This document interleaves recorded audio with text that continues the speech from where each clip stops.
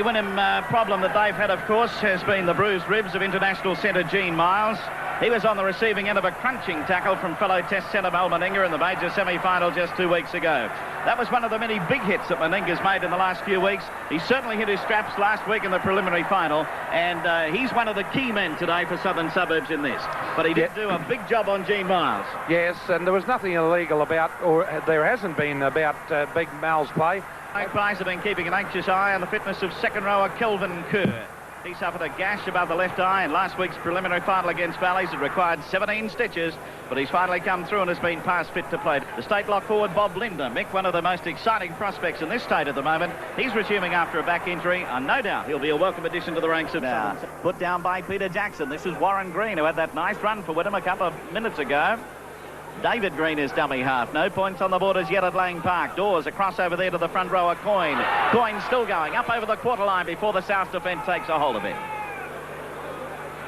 Coming up to the first 5 minutes of the match so far, and it's been nice and entertaining. Nice and tough, nice and tight as you'd expect in a grand final. Dummy half is Green. He'll work across to Lewis. Lewis keeps it going. This is French. Little bit of room to move. He's away from Meninga. Has Butler outside. Gets it away to Terry Butler. Back inside to French. French has Lewis inside. This will be a try. Should be, but it's not. Pulled down over there by Belcher. Lewis roaring for it inside. Oh, they blitzed that one. Wynnum just blew it. If only they'd passed inside it. They were home and hosed under the post. Great defence from Phil Vevers. He had to chase like hell to get hold of French. Just got in there. A pretty handy player is Dowling, I might add, as well. He's had a very good year this year after a lot of injury early in his career. Lewis drives it downfield. This will be Phil Vevers coming in to take it. Up over the halfway, straight ahead, still going. Oh, he was until he ran into Dowling. And also Peter Dawes across underneath. From the play the ball now. This is Brad Sully. Sully to Kellaway. Kellaway taken high. They've got him ball and all. Green underneath, and it's Gene Miles over the top. Mullet to dummy half. He's looking for Grenke coming through. He's stopped just a little bit. Now he steps out and almost works his way up to that quarter line. Mullet to dummy half. Still all the score. And 8.5 minutes of the grand final gone by. Meninga gets it away to Belcher. Belcher up over the quarter line. Cuts back inside. He's still going. He's going for that line. Pulled down about a metre short of it. Double movement. And that's a good decision from the referee, David Manson. Definitely a double movement, as we will probably see on the NEC replay. Yes, he was pulled down just short of it. Tried to go for that extra bit. But referee Manson right on the spot is able to. Here it is now. Gary Belcher, a great one cutting through. Back he comes inside. He had the men outside and would not pass it. Now there it is. Now there's the double movement.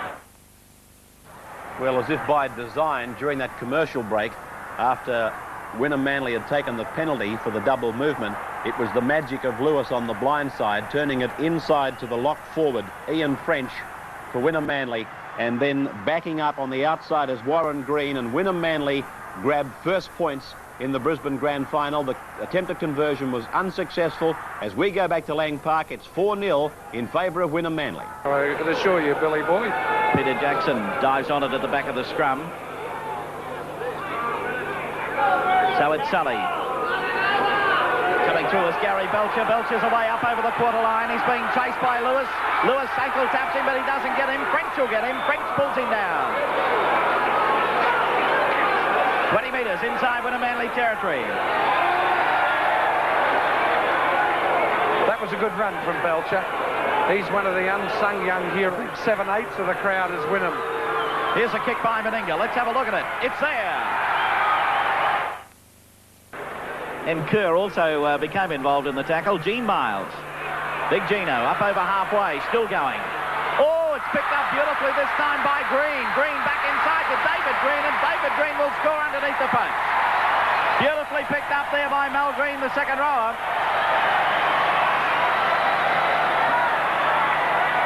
What beautiful play by Wynnum-Manly. I must admit, Big Gino took off, left 3 of them, drew in 4 of them actually, and that was beautifully picked up by the second rower. Belcher went for the intercept, and David Green, the hooker and captain, over under the post. Very, very good try for Wynnum-Manly. Here's Gene Miles now. You'll see him on the way through out of 1, 2 tackles. Held up, just pops it out, and Green came through and scooped down and got it up. There's Meninga out after him. Draws Belcher. Belcher had to have a go at something, so he went to try and knock it down. But David Green is over for the try. Underneath the post, and Wynnum open up a lead of 8 points to 2, which, when Warren Green is finished, should become 10 points to 2. And Souths are just not at home. And some of those forwards, as Wynnum had the extra 2 points, shouldn't. About to play it. Muller the dummy half. Sully. Back inside to Kellaway. Kellaway striding up the centre, still going. He's up over the quarter. Only has the full back to beat. Walsh is hanging on to him. And Butler comes across. Lewis there to cut it off. Dummy half Meninga. Kicked away. And it's a Wynnum ball. Souths lose their chance. So close to the line. Getting up to play at this time is Gene Miles. Wally Lewis. Lewis 8 metres out from his own line. Big run there by Kellaway. That's the fastest I've seen Bob Kellaway move for a long time. He was on his own though, Mick. There was no one in support. He had to just try and do it all himself. But here they go again. This is French. Away to Warren Green. Has he got the pace now? Sully is coming at him. Sully pulls him down a few metres inside South territory. It's to take place there. Here's French running away. I tell you what, French hasn't seen so much open paddock since he was up on the farm. Good work from Butler to put it in field. He disappears out of play. And well done, Belcher, to take that. 2 fullbacks confronting each other on that occasion. Here's Wynnum on the go again. That's Warren Green. Pulled it down nicely. He's cutting back inside. And Warren Green eventually held up some 18 metres out from the South line. Wynnum putting on the pressure again. Warren Green plays it back to Gene Miles. Takes it one hand away from dummy half. Strolls his way out of a couple of tackles. Put down about 8 metres out from the South line. Could be big trouble again. David Green from dummy half. Over to Dowling. Dowling crashing his way for the line. He's oh so close, but just forced back there by Mescal. He'll play it. Dummy half, David Green. Wynnum roaring up again. Played forward by Dowling and a try. Played it forward, leant over, put his hand on it, and a try. Souths are shot birds, as you will see. Dowling makes a rush for the line, is knocked over and held nicely and strongly. Now there's all the defences around him here. Watch. And he just kicks it forward and says, how about that? And Souths are shot birds. Let's have a look at the head-on now. You'll see it coming up here. That is Dowling crashing towards the line. He went very close. Mescal was the last line of defence to hold him up. But now watch it from the play the ball from here. Dowling with players all around him, still trying to find his feet. He eventually does. This will show it very well. He's got Ash Lumbie in front of Samarco. Well, he's only half up. He just started forward, leant across, put the big hand on it, and said, thank you very much, I'll have 4 points. And that's what he got. I tell you what, there's another 2 on the way. So Wynnum streaking away to a lead of 14 to 2. It's now 16 to 2. And 3.5 minutes to the half-time break. They've certainly looked, what shall we say? There's a big bit of business going on out in the field out here. But I'm very disappointed. South forwards have failed dismally. We've got a bit of a flasher running onto the field. They've got hold of him.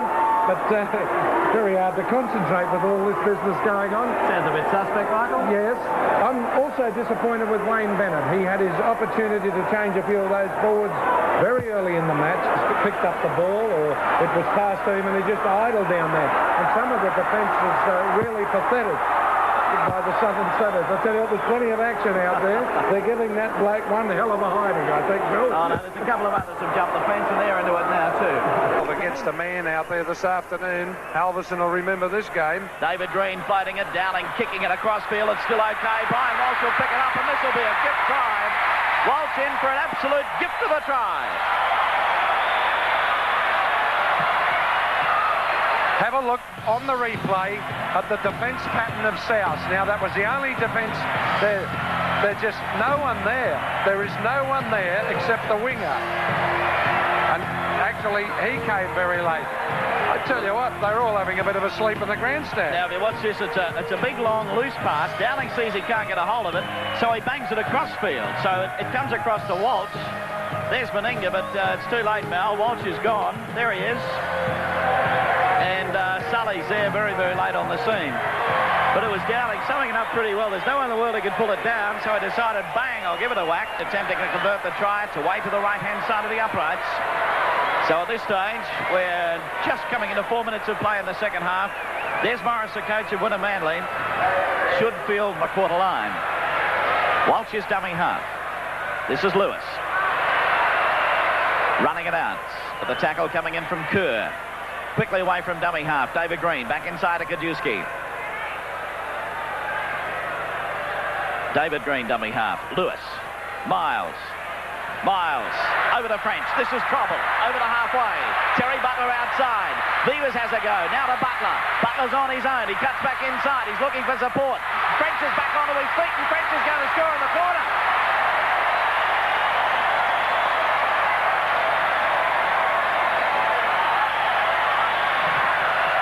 And that's as neat a try as you'd want to see. Big Gene Miles stretching straight through.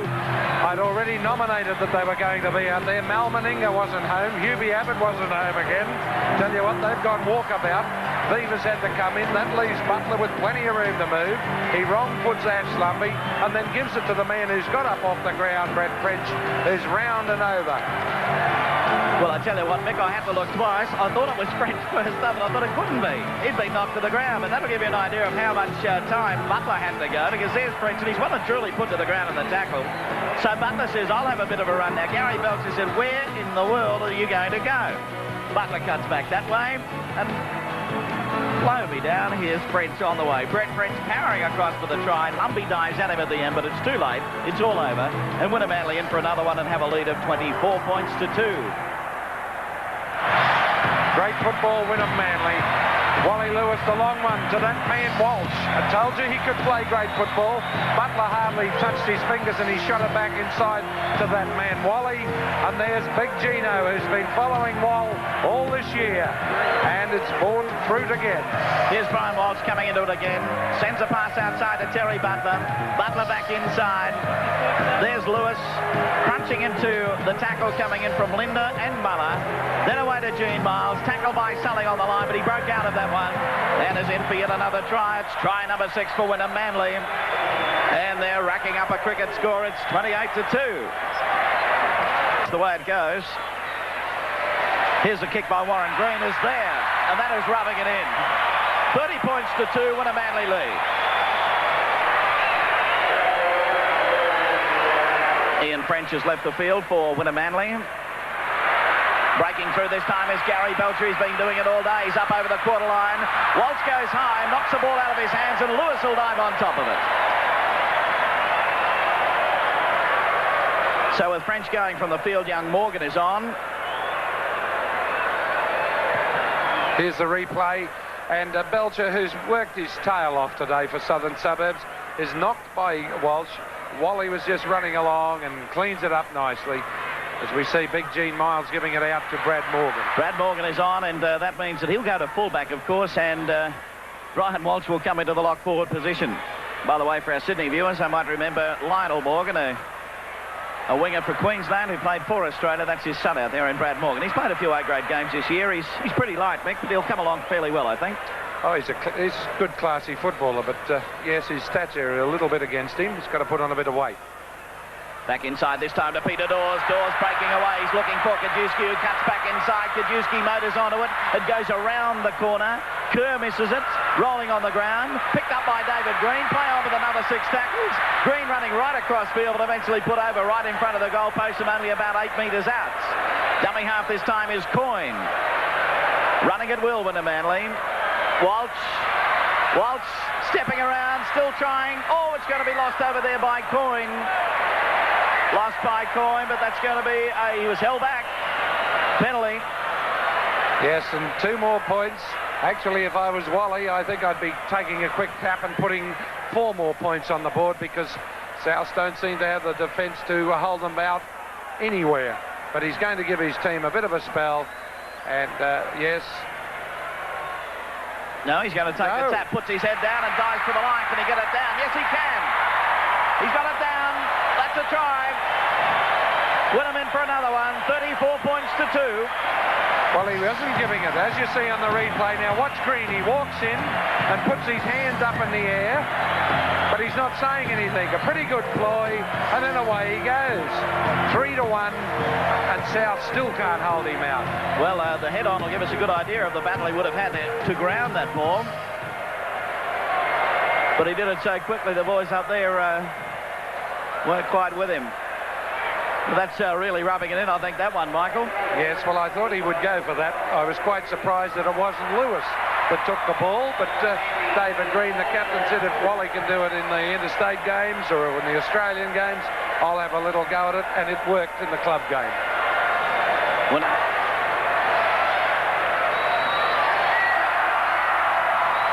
Kick is going to be successful, so Wynnum have a lead here at Lang Park of 36 points to 2.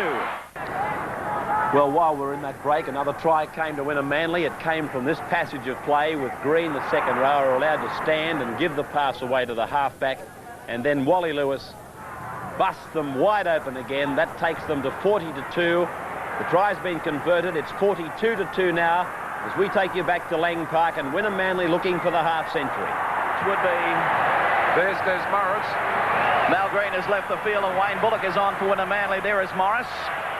And also over there in the Wynnum-Manly box will be Colin Scott, who must be one of the most... He'd probably be as dejected as Wayne Bennett. At least he's with the winning team. I guess that's the only difference, because he would dearly love to be out there.